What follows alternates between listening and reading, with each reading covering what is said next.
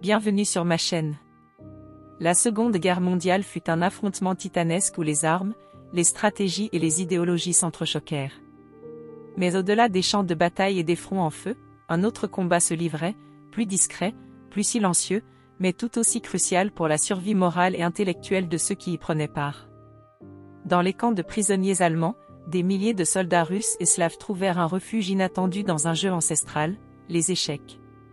Un simple plateau, quelques pièces de bois sculptées à la main, et soudain, une évasion de l'esprit loin des barbelés et des miradors. L'amour des Russes et des peuples slaves pour les échecs ne date pas de la guerre. Depuis des siècles, ce jeu est une passion nationale, considéré comme un symbole de stratégie et d'intelligence. Avant la guerre, l'URSS voyait dans les échecs un outil de formation intellectuelle et d'excellence, organisant des tournois et formant de futurs champions.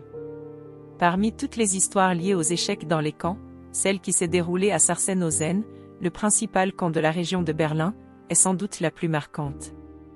Un officier soviétique du nom de Nikolai Krasikov, ancien champion d'échecs en Ukraine, se retrouva captif dans ce camp célèbre. Un jour, un officier de la Wehrmacht, amateur du jeu, apprit l'existence de ce joueur exceptionnel parmi les prisonniers. Désireux de tester ses capacités, il organisa une partie, sous les yeux attentifs des gardes et des prisonniers.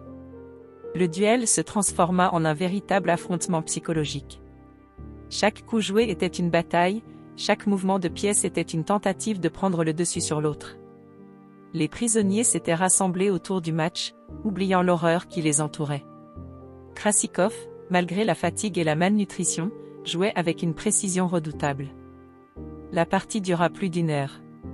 Finalement, Krasikov plaça un mat imparable. Un silence pesant tomba sur l'assemblée.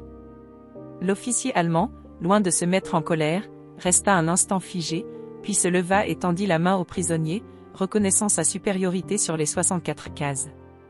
Ni Himmler ni Hitler ne furent mis au courant de cet échec allemand, eux qui entendaient prouver que les Aryens étaient supérieurs aux Slaves en toutes choses. Ce moment, bien que fugace, marqua profondément les prisonniers. La victoire de Krasikov n'était pas seulement celle d'un joueur d'échecs, c'était un symbole de la résilience humaine face au nazisme. À partir de ce jour, l'officier allemand autorisa les prisonniers à organiser des parties plus régulièrement, voyant dans ce jeu une forme de distraction qui calmait les tensions. Comme dans les autres camps, il fallait éviter toute émeute ou débordement. Dans d'autres camps comme Colditz ou encore le Stalag Luft 3, les échecs n'étaient pas seulement un passe-temps, mais un moyen de tenir mentalement face à l'adversité. Certains prisonniers fabriquaient des jeux de fortune avec des morceaux de bois, des cailloux, voire du pain durci sculpté en pièces rudimentaires. Chaque partie était une bataille mentale où l'on pouvait retrouver un semblant de normalité. Certains des prisonniers qui jouaient aux échecs durant la guerre devinrent plus tard des figures marquantes du monde des échecs.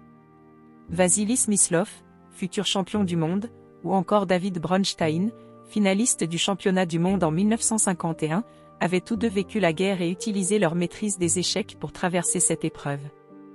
Pour eux, comme pour des milliers d'autres, chaque partie jouée était un moyen de lutter contre l'inhumanité de la captivité. Ces champions étaient capables de jouer des parties à l'aveugle, c'est-à-dire sans voir l'échiquier. Ils pouvaient également se souvenir de chaque coup joué lors de parties précédentes et en rediscuter avec leur adversaire. Dans l'univers impitoyable des camps de prisonniers, les échecs furent donc une bouée de sauvetage mental et une preuve que l'intelligence et la stratégie pouvaient transcender les pires conditions. Ce jeu millénaire permit à de nombreux prisonniers de maintenir un semblant de dignité et d'espoir. L'histoire de Nikolai Krasikov au camp de Sachsenhausen illustre parfaitement cette résistance silencieuse. Si cette histoire vous a plu, n'oubliez pas de liker cette vidéo et surtout de vous abonner. À bientôt pour d'autres vidéos.